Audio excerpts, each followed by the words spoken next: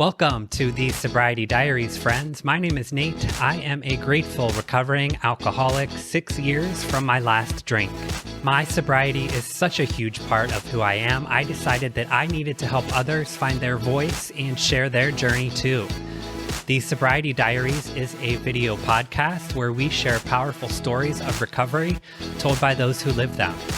Head on over to thesobrietydiaries.com where you can join our insiders list for exclusive content, early release episodes, and more. Also, please share this podcast with just one person in your life who may still be struggling. You just never know what they may need to hear today.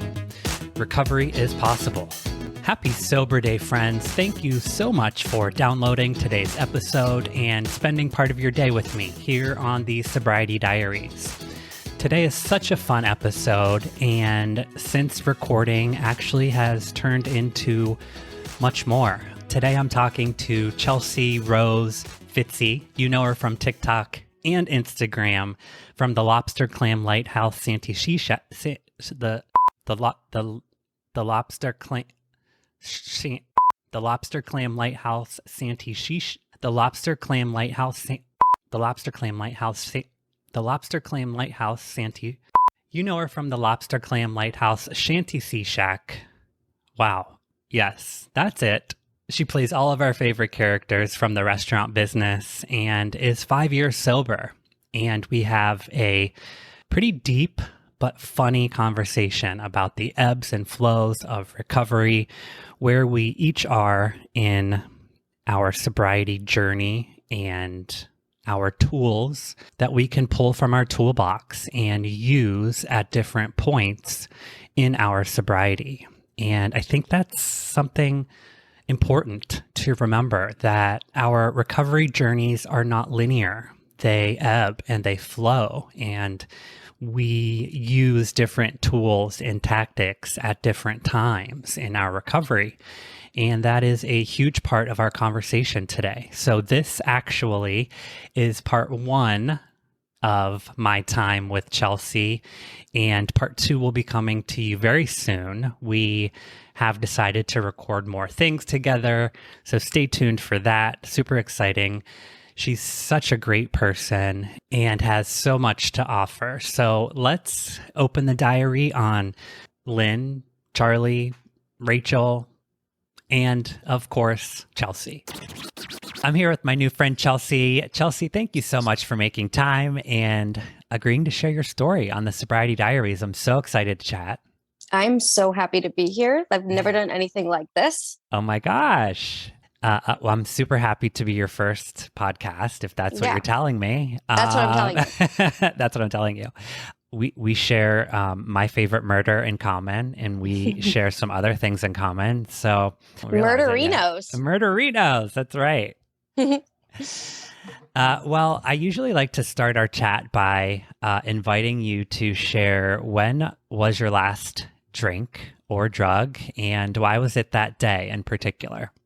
My last drink was in 2017, and I believe it was February 1st to the 2nd. So wee hours of the morning. Yes. But I go by my sobriety date is February 2nd. I'll always go by that.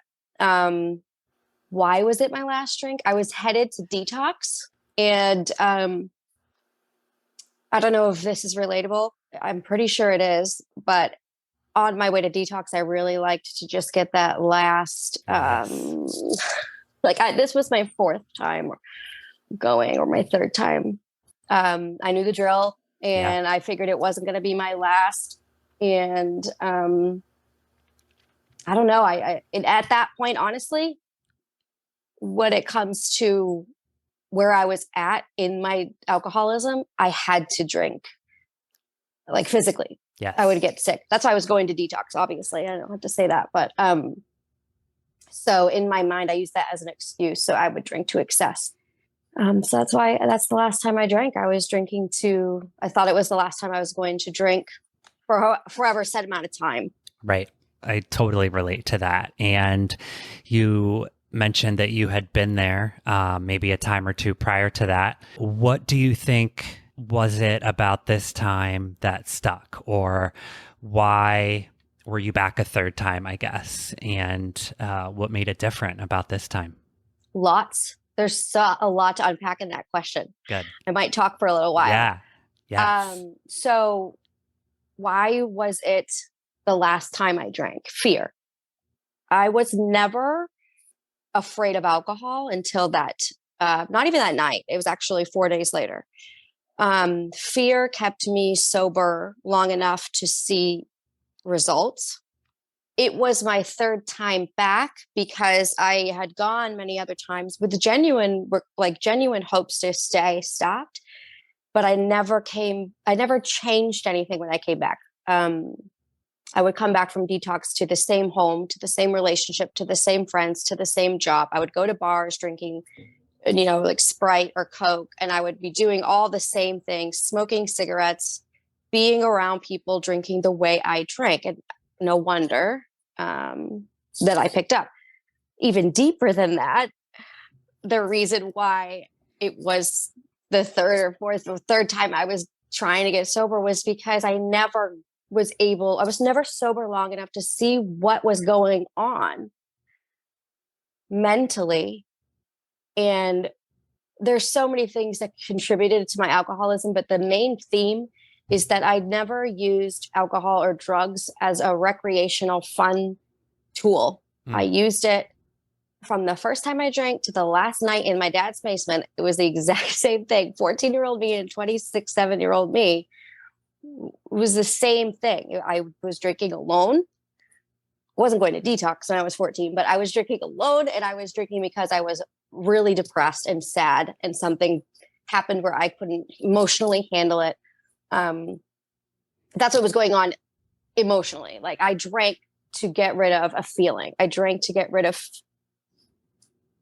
fear, anger, guilt, resentment, anything in a negative light. I couldn't bear it, and I would always drink when big things happened in my life. So I hadn't fixed that or tried to even fix that anytime that I got sober.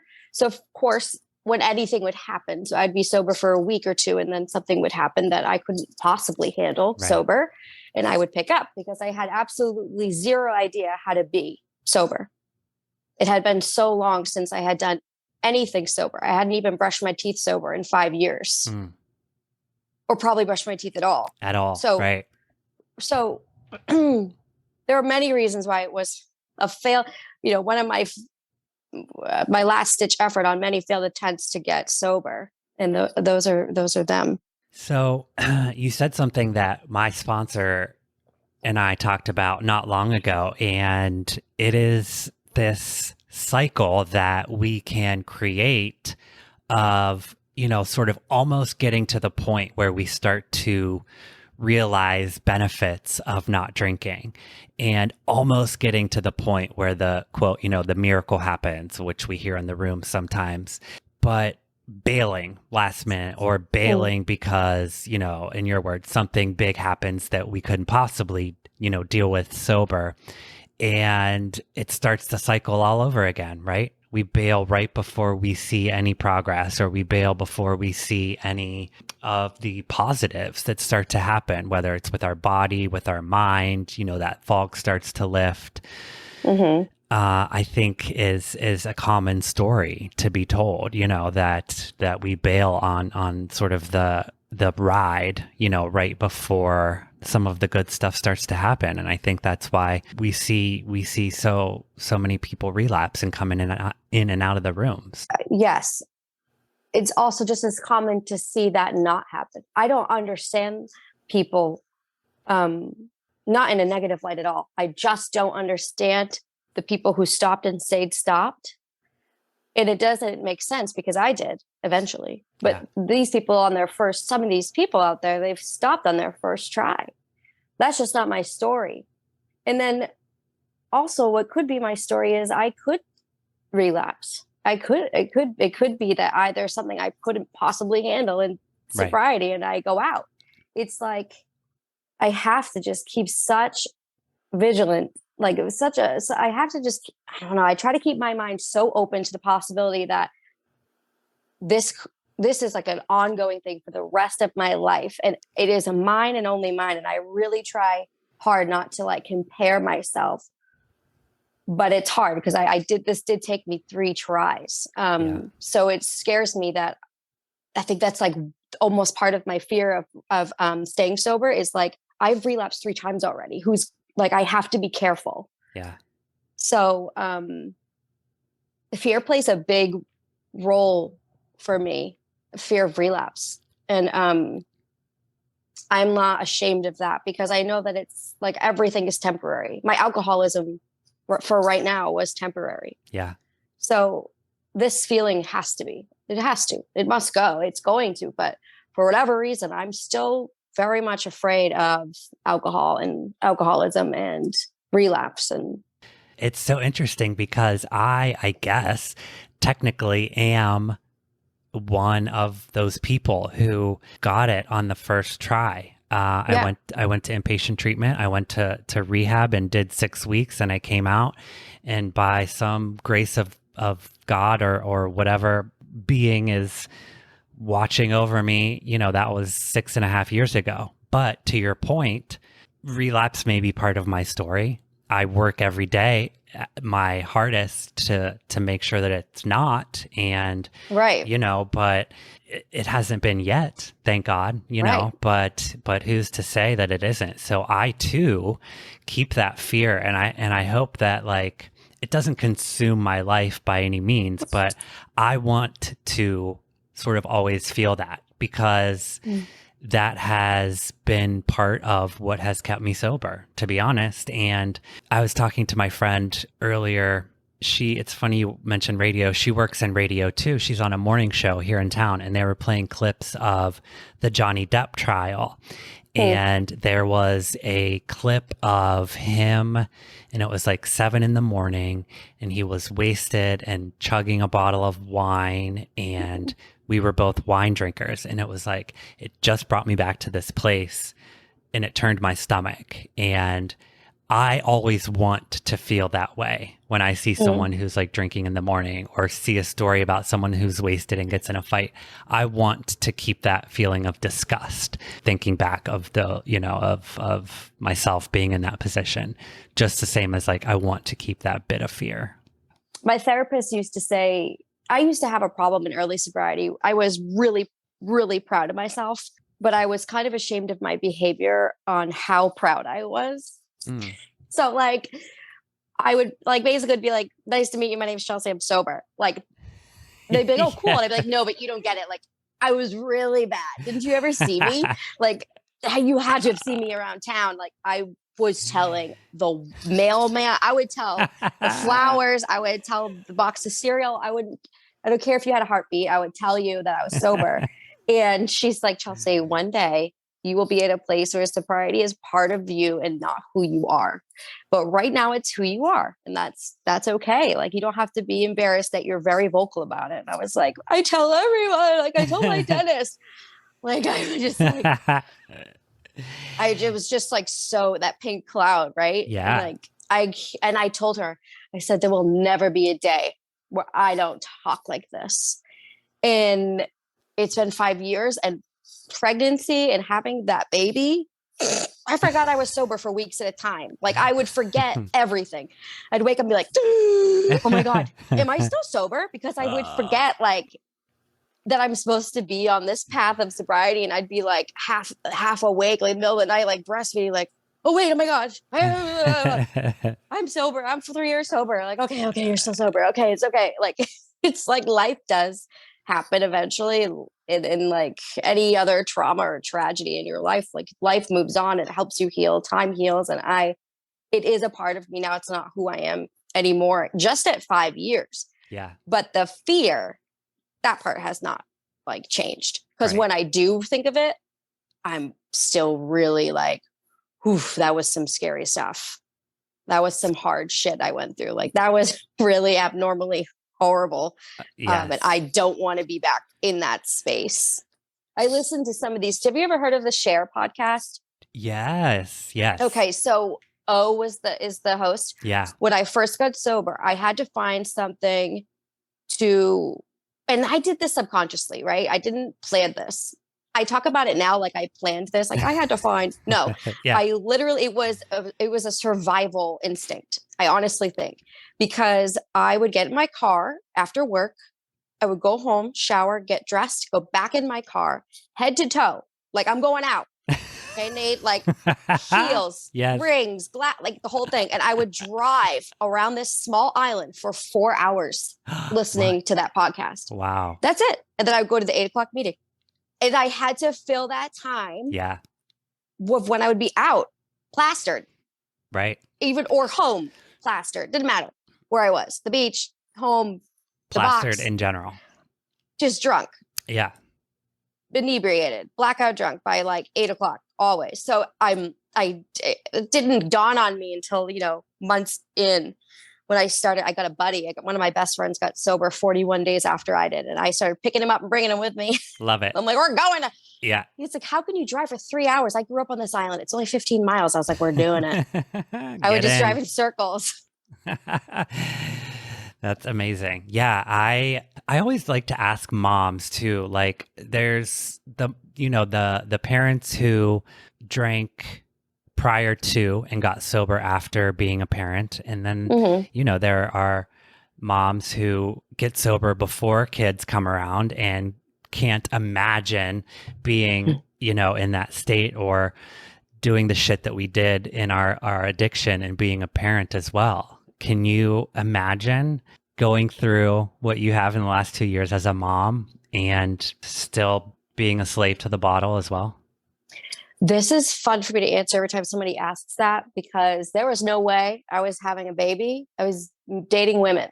So unless, and I was in a committed relationship, and I mostly only dated women in my 20s. So, and I thought that was forever. Yeah. My sexuality, I knew it when I was a kid. I had no idea what I was doing from like 14 to 26. Yeah.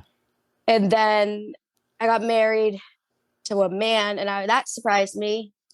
And then, and now it wasn't until I had my son that I realized how I felt when I was a kid.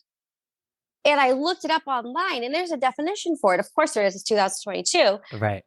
But it's like when I will only be intimate with somebody unless I have a friendship with them first, which the definition is demisexual, which I don't identify that way. But if you were to ask me and you were hip, that's probably how I'd answer it, because you know exactly what it meant. Right, most people were like, what? I'm like, I know, I never heard of it in my life. I'm going to ask you to spell it for me so I can Google it. It is. And that's what it is. And that's how I've always felt I would fall in love with somebody I had a deep relationship with, friendship with, and then it would turn physical. Wow. Or it wouldn't. I mean, like, because I hate to say it because it makes my friends think like, are you in love with me? I know. Like, right. No. But I have, okay, you're like blowing my mind, because one of my best friends, I've always said this about, like, you always fall in love with like your best friends. Yeah. And so I'm like just picturing her as you're saying this. And it's so funny because she dates women and men too. It's like she develops this, exactly what you're saying, this deep friendship first, and then it turns physical. Nature versus nurture, right? Like that question. Like, I was obviously born with this beautiful heart where I don't care about gender. Yeah. I wouldn't care how anybody labeled themselves. If I was your best friend and I fell in love with you and we had this deep connection, I wouldn't care. Yeah. But I think a part of it has to do with sexual and verbal manipulated abuse by people I trusted as a child. So for me, sex and physical touch is only from people who I love and trust. Yeah. That's how I was like, that's how physical touch got implanted into me, imprinted. So I would be shocked if I didn't talk to other adults that were abused sexually as a child, or verbal, because there's such thing as sexual abuse that's just verbal. Right. I can tell you all about it, but by somebody you trust, that they might have the same type of relationships as an adult. Wow. It's just where my mind, that's what I've been meditating on. Yeah. I do believe I would still be the same person if that never happened to me.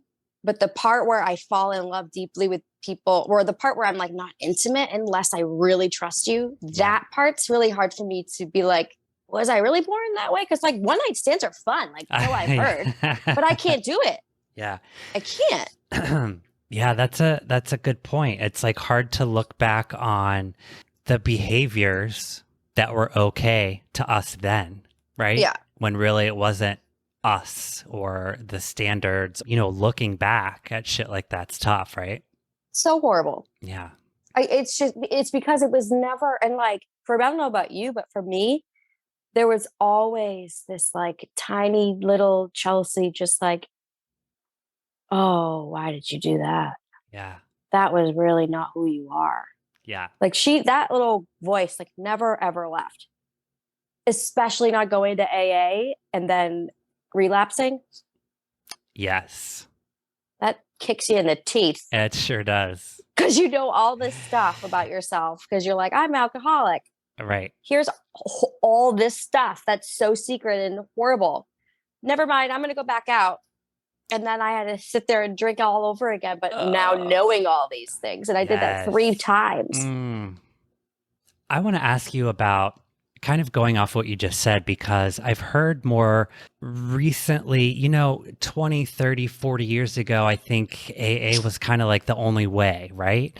And now there's like a bigger focus on different support groups and this online recovery community and, different paths to recovery other than the rooms. And I think one piece of feedback that I hear about a 12-step program sometimes is that sort of rehashing things that we did, in active addiction, and not sort of putting them behind us, but bringing them to the light time and time again. What are your thoughts on that? We both, got sober or used a 12-step program as part of our recovery. Do you find it hard to tell your story and rehash some of those things, or is it therapeutic for you? Right now, where I'm at in my sobriety, just like anything else, ebbs and flows. So in that is like my toolkit of the things I use to stay sober. AA is one of those things. Right now, it's not really one of those things. It's the ebbing and the flowing. It's been like this for a while. Same. And I just told you that, right? But I'm gonna. This is the thing. We know it works because it's been working since what, the 40s? Yeah. When was it created?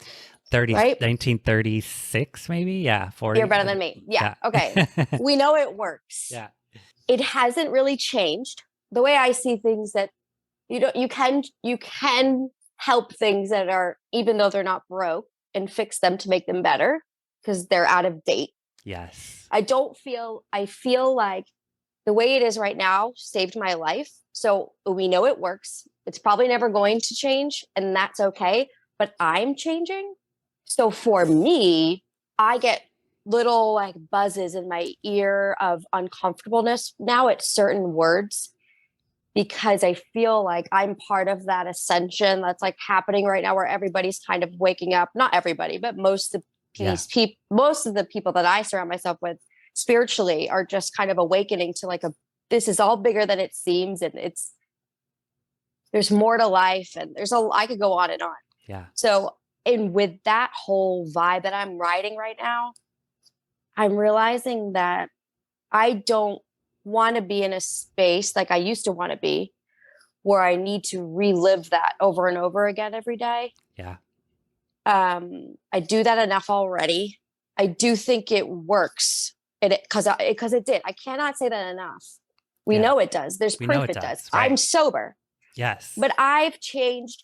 And it scares me to say that out loud and hear it, because I was like, I'm not going to say program, but I was taught in certain 12-step programming, maybe not during a meeting, but definitely by people who have longer sobriety than me, that the talking like that means you're headed towards a drink. Yes. And and I'm honestly, I feel more awake than them. I do too. I I am feel feeling what more you're clear. saying. So Yeah. I'm feeling like what you're saying Do you have so goosebumps like me? strongly right now. Look at these. Yes. Goosies. I feel this. I'm scared to say it out loud, but I am evolving, and my recovery has evolved to a place where I like it is Aren't you more just so than just peaceful? that. Yeah, yeah, and Don't I you feel really so am. peaceful? And I you can do. feel it. You can see it. It's Yeah, like in a horrible world where everything is like shitty and it's fucked up and it's horrible. yeah, And you turn on the news and you're like, ugh. I feel so peaceful. I'm yes, meditating twice a day. I'm helping people stay sober on TikTok. Like, I'm a stay-at-home mom. My yes. life is so great. I finally figured out my mental health, which I want to get into before we close up. And I might go back to my negative old grouch, Yeah, or I might get back to a space where I forget and I need to go back and talk about it with a bunch of people that are just like me. But and I don't that's the feel ebb like and I the fit flow, in. right? And Right. that's yeah.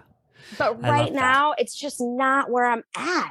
And I am so tired of feeling like I can't say that without Let's the say it. fear Yeah, of like that kind of talk is leading towards a drink. This is my whole thing. This is why I talk about on my lives. yeah.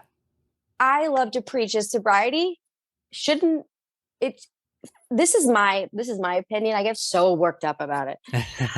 I get so worked up about it. I get Tell made fun us. of on my lives because people are like, whoa, soapbox. But I don't look at the comments. I just talk into the screen, but I'm like, I feel like I'm just trying to speak what I meditate. What I learned in my meditation is that literally sobriety is life and death for me, right? It's not like that for everybody. So sobriety is whatever you need it to be. Can we say it again? Yeah. There are no fucking rules. That's why there's no rules in AA. That's why there's no rules in 12-step programming. There's no freaking rules.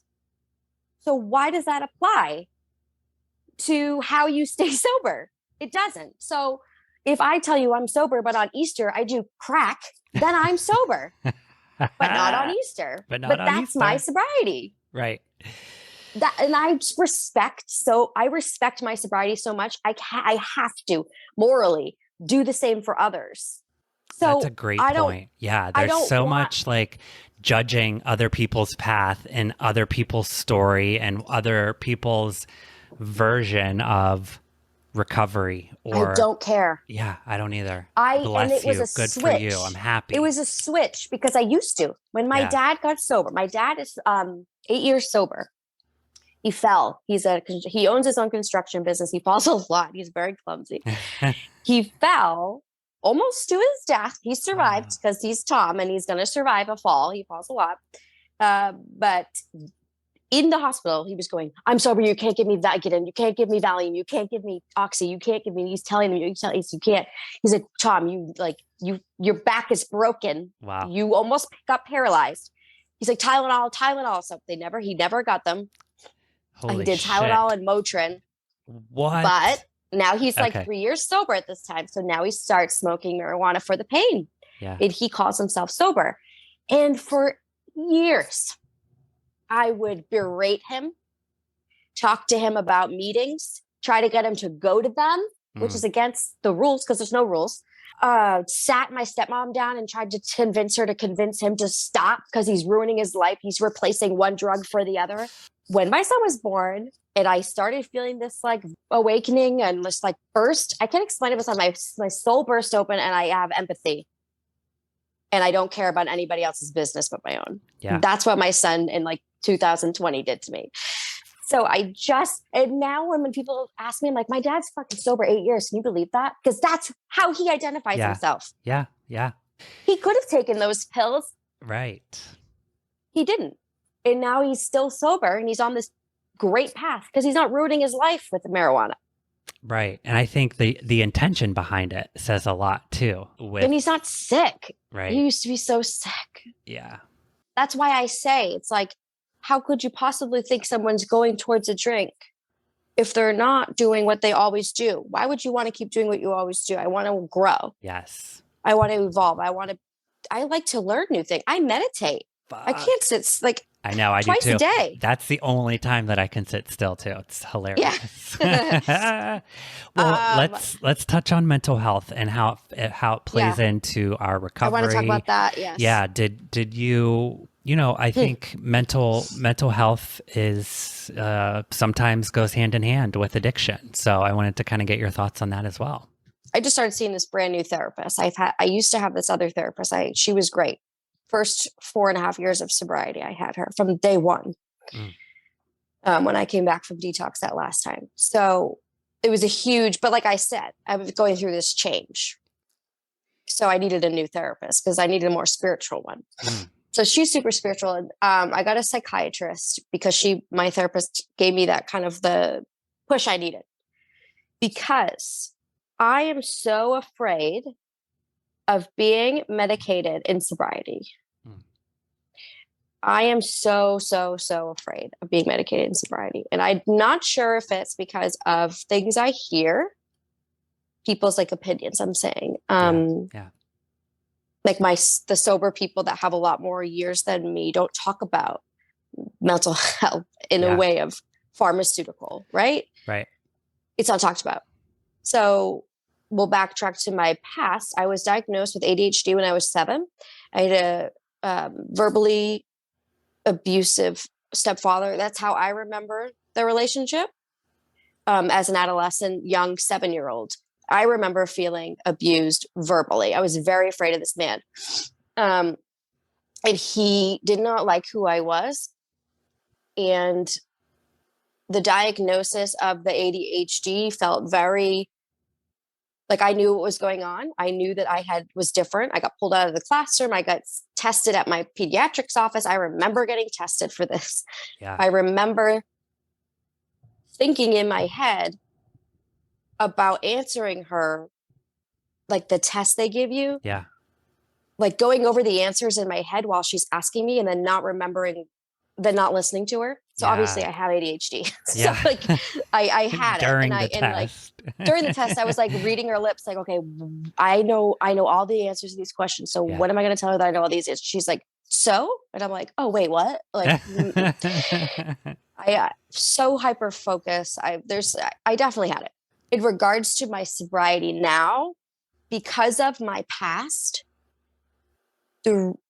because of the way medication was talked to me as a child, what it was supposed to do, supposed to change me, supposed to make me more desirable, supposed to make it so I didn't have to stay in my room, right? And like pay attention in school, so I'd be a better student. I would be able to pay attention. I'd be able to listen. I'd be able to sit still, not sing, not hum, not dance. Don't be loud. This medicine will help you do that, because I was too much for everybody. It's so funny because that same person, as I was 7 years old, is the exact same person that has 150,000 followers on TikTok. Gonna say that. So it's not. I know I just had the wrong audience in my house. Such a good way to put it. Stepdad was the wrong audience. My niche. He wasn't my niche. He was not my niche. Your target audience. All. Nope. No. He was not a fan. He would skip by, not interested. Scroll up. Yeah. Yeah. Well. Did not. It wasn't. And that's fine. It's totally fine. But it's weird because I was 7. Like. Yeah, that's tough. Like if they're saying like, this will change everything about you, so take it. Yeah, well, that was like pill. what the doctor told me, right? But then you have like your family being like, you didn't take your meds today. Did you take your meds? And you're like, you watched me. I'm 7. Like I take it at like you take it at school, or if I didn't take it, it was like a big deal, or it's not working, or it's working too much. And then I got very sick from it, and my mom took me off. But so I went my whole life without medication, and all I remember from it is that it changed me. And in sobriety, there are a lot of people that abuse medication that would be given to somebody with my condition. Yeah. As did I. Recreational Adderall. So I was so afraid, and I used alcohol as a stimulant, and I know it's a depressant. But when I'm wasted and I'm bartending 6 days a week, I'm on. Yeah. Like I am all over the place. I was like, I could make drinks 12 different drinks and remember what everybody ordered. And I was just so good at multitasking while I was drunk. Yeah. And my ADHD like loved that shit. It ate it up. I needed to be like, it's why I've always worked 6 days a week, because I wasn't on medication for my condition, my neurological disorder. Wow. I was treating it myself since since they took me off it at 10 years old. I've been treating it myself. And my son gets born and I'm in over my head now. I'm depressed and I'm anxious. I get diagnosed with postpartum depression, postpartum anxiety. I get put on antidepressants. It's getting worse. It's getting worse. It's getting worse. I feel more depressed. I feel more anxious. I feel more depressed. I feel more anxious. The only bit of joy I have is when I'm doing my videos on TikTok, because I feel like my 7-year-old self is getting the love she needed through my followers. I'm like healing my inner child. People think it's just like, oh, you're a TikTok. Yeah. That's so stupid. I'm like literally saving my inner child. So have a nice day. Wow. Like, you don't get it. It's not about the money. It's not about the merch. Like, of course that stuff's great. I sell it and I make money, but why wouldn't I? That's stupid. Like, capitalize when you can, girl. Yeah. But because it doesn't last, it won't last forever. So I have to utilize it now. But really what I'm getting at is the self-care that I'm getting from it is crazy. Wow. And I'm sure you're getting the same from doing this. Absolutely. Right. It's so funny. Like, I was just talking to, we recorded an episode a couple of days ago, and it dawned on me, like in the midst of the interview, that I remember always wanting to be a talk show host. And I would play talk show in my living room and always pretend to be interviewing people. And I was like, how am I just realizing that I am fulfilling literally my 8-year-old self dream and healing and sort of making things better by now fulfilling that dream. And I get that. I totally get that. Do you say you meditate now? I do. I would like to take a lucky guess that if you really think about it, you probably somehow in your own little tiny little way when you were a kid meditated. Because when I think back, I used to go into the woods a lot to escape my home. And we would go camping a lot because we didn't have a lot of money. So that was like how we went. Like we weren't like extravagant. Yeah. And I would go by myself in the woods and sit in silence. And I would know I'm not it. I was like 8 years old thinking, like looking at the trees, feeling the breeze, looking at the clouds, seeing a hawk. And I'm like, yeah, I'm not it. Like, this is not. And I would do that a lot as a kid. And I would know I was insignificant, but like still worthy. I just knew that it was way bigger than me. Just like I have goosebumps. And so like, I guarantee you, because you don't just start meditating at 30 something years old. Right? Right. Yeah. Oh my God. I used to do that often, actually. I mean, I was like. Yeah. So did I. Often. Wow. I didn't mean to make you emotional. No, I mean, that's. But I had a hunch. Yeah.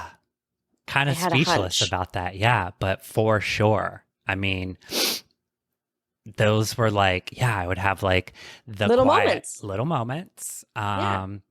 And you're like this big. Yeah. But that would like reset me. Like I needed those to like reset myself, like reset my spirit. Like a lot of like the world was too loud for me and like too much was going on. So like I would take that time and like reset myself.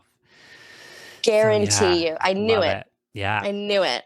Because I did the same. And that's what I'm saying. Like, why am I so good at this? I met it one day. I was like, I'm going to set in a tent to have a memory. And I remember being at Miles Standish in Massachusetts. And I was on this hill in the deep woods by myself. And the sun was coming through. And you imagine a hill with all the trees standing upright. Yeah. And the way the sun would come through the different trees. And I just knew. I was like, yeah, I'm not it. Like, and I sat and stared at it in complete silence for like, I don't know how much time passed. And that was probably like one of the first times I'd ever like meditated as a child. I wonder did you continue or like what I would imagine that you weren't. Yeah. Puberty probably took over. I didn't have time for that. There more important things happening. Yeah. Right. Yeah. I'm talking like little, like 8, 9, 10. Right. Same. 11. Yeah. And then it was like, once I was 13, forget it. 12 years old, forget it. Until like alcohol. After I was sober. So exactly. 2 or 3 years ago. Yeah. Mm-hmm.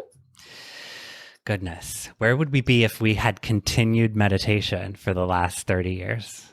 We would be tiny little Buddhas, and we would be running the whole entire show. we would be it. We would be it.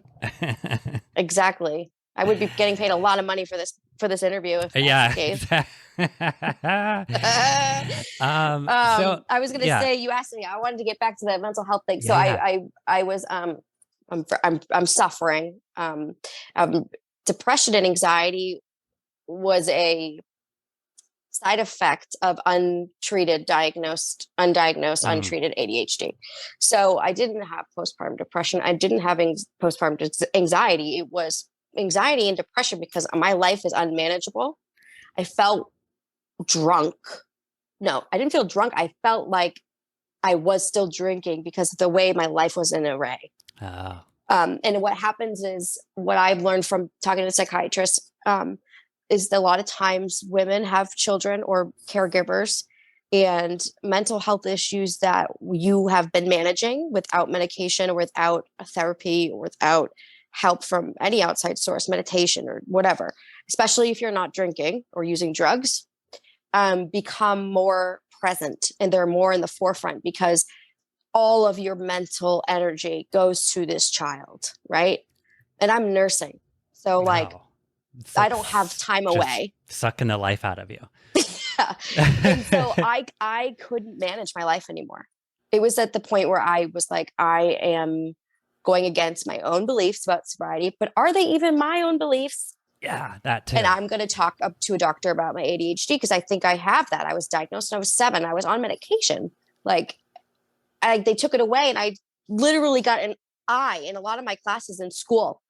I'm a very smart woman. Yeah. I'm a very smart person, and I was failing my classes. An I. Oh shit! And I got an I in gym, and I got like an F, and I got like just like things because anxiety, and like I just can't play sports because I'm just like so spazzed out. And I hate doing things I'm not great at, and that's about control. And it's like a whole issue. It's like you'd be so interested to like deep dive into ADHD. Wow, it's very interesting. I'm able to, once I learned about it from my psychiatrist, and I like literally downloaded books on my Kindle because I need to know everything. And then like just the fact that I need to know everything, I was like, oh, that was like chapter 1. Oh yeah. It's chapter 1, sentence 1. A lot of people that have this diagnosis use drugs and alcohol. So it's a huge part of my story that I had no idea. Wow. And how many times have I told my story and wondered why I did all these horrible things in this sequence of events. It's just like, how could you possibly be that like of a hot mess? Like, how are you that bad? And it's like, well, because I don't know how. Like I mentally cannot do certain things. I'm different, like wired different or something. I'm still learning because I used to hate it because it was such a horrible memory of my childhood being told this. So I had a really long talk with her and very honest with her. And we have a very close, open relationship because of me, because I'm a chatterbox and I will never lie. I don't lie. Well, that's good for your therapy sessions, at least. I can't spend money. Yeah. Spend $200 at a psychiatrist and then lie the whole time. No. Don't recommend it. Frugal. I can't do it. So I tell her, I'm like, listen, I can't be on Adderall. Trigger. Can't do it. I don't want to be on stimulants. I'm sober. I get on a non-stimulant ADHD off medicine, and it doesn't work. And I'm defeated.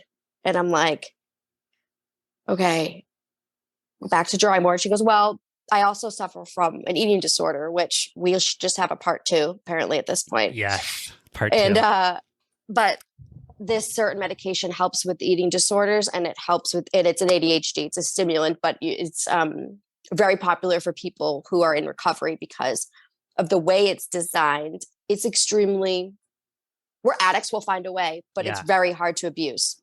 I gave it a month to see how I'd feel before I wanted to like talk about it. Yeah. And this is like, I haven't talked about any of my lives or anything because Okay.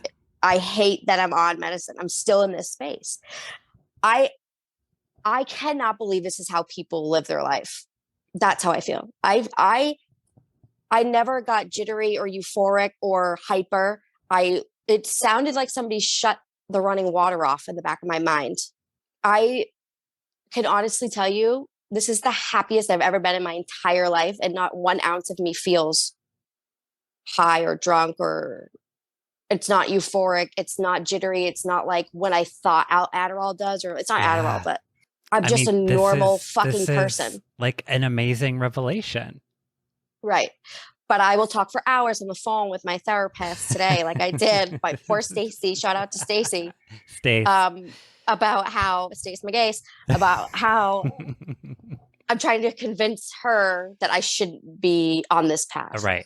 Yeah. That I should be doing it white knuckled. I'm sober. And she's like, you are sober. She's like, you need this medicine. That's why it's working. Like if you didn't need it, it'd be very obvious. Yes. So it's really hard. This is where I'm at. And it's hard for me. I'm trying to give myself some leeway. Who wants to be neurologically different?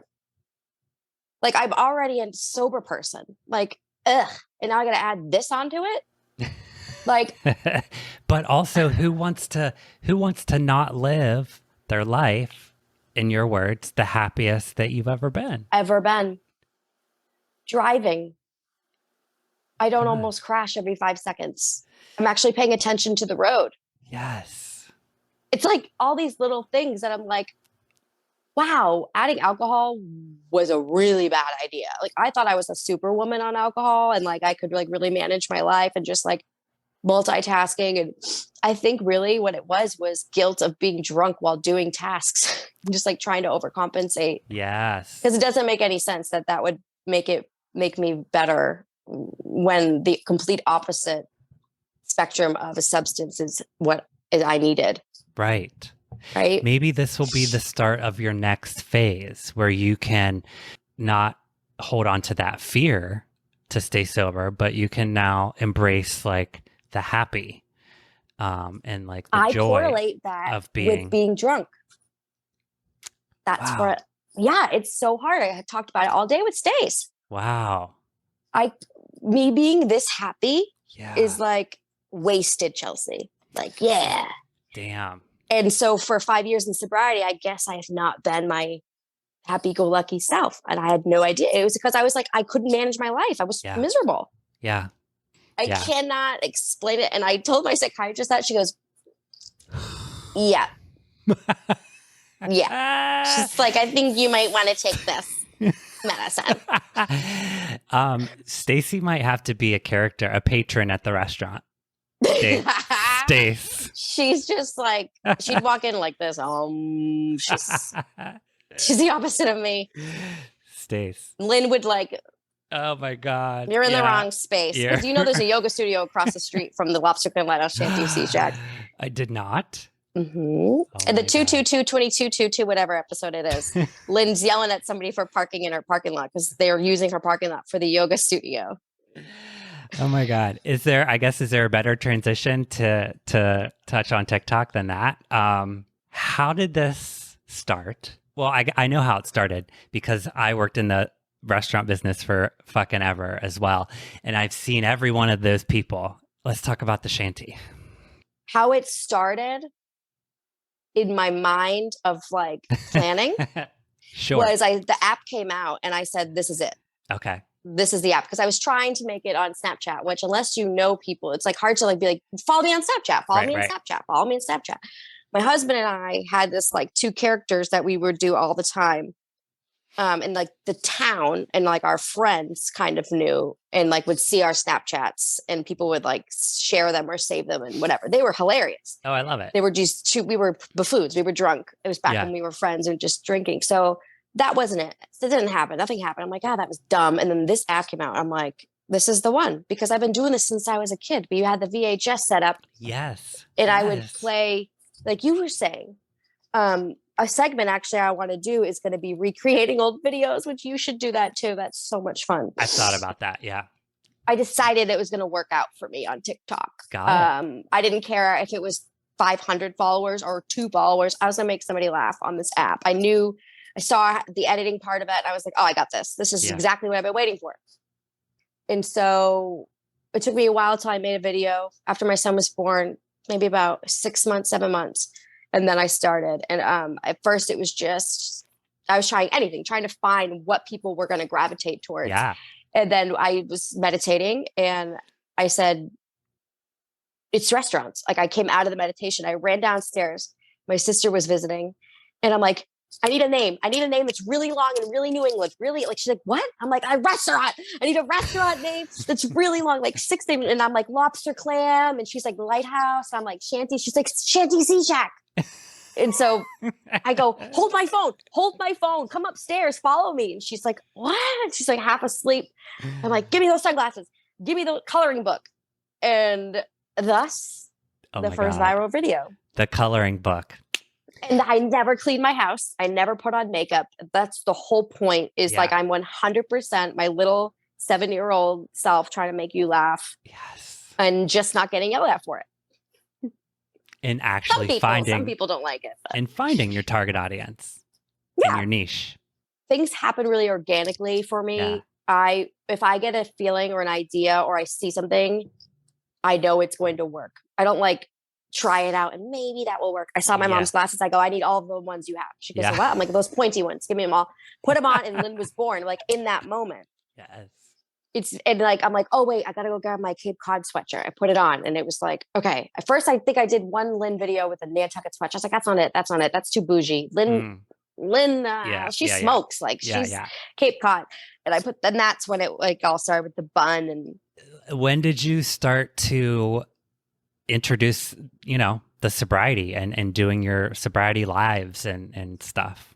I made a sober video and then I started doing these lives where I would do them in my bed on Friday nights or Tuesday nights. And I would just be in my bed and somebody's like, oh, you're sober. Your husband's sober. Are you sober? Somebody saw the video. Yeah. I was like, yeah, I'm sober. And I started talking about it. And then every Tuesday, the same like 20 people would show up. And you get your, like, you've done TikTok lives, you get your analytics. I have like I'm in the top tier of the most like return customers or like amazing. The most listeners. They stay the whole 40 minutes. The list is like this where people like are staying. It's so hard to stay on a live. Like even I'm like, oh, I want to leave. Hard. Yeah, it's hard to stay. So it's hard to stay. So I've been very fortunate and I've grown a following. You're saving lives because when I tell you that I used to, it saved my life listening to that Share podcast. So what you're doing is saving lives. You know what I mean? Yeah. I mean, like you might not know it because nobody has the balls to be like, dear Nate, you saved my life today. Thank you. So it's just showing up and having a new podcast and having a new podcast and having a new podcast and showing up and showing up and showing up and giving out this material and this information. Enough in its own is going to help. It's going to keep you sober. But other people who might have not lived. Listening to a podcast, I pulled into the meeting instead of a liquor store. Yeah. Like that's what keeps me going. Yeah, that's what keeps me going every week. Yeah. Mm-hmm. Yeah, it's crazy because like 6 years ago, you probably didn't even like. Oh. Can you imagine sitting and listening to other people talk? Hell no. Ugh. No, thank you. I don't have time for that. I got booze to drink. Oh my God. I mean, I could go on about lots of stuff. I feel like honestly, like I kind of want to have a part 2 if you're down.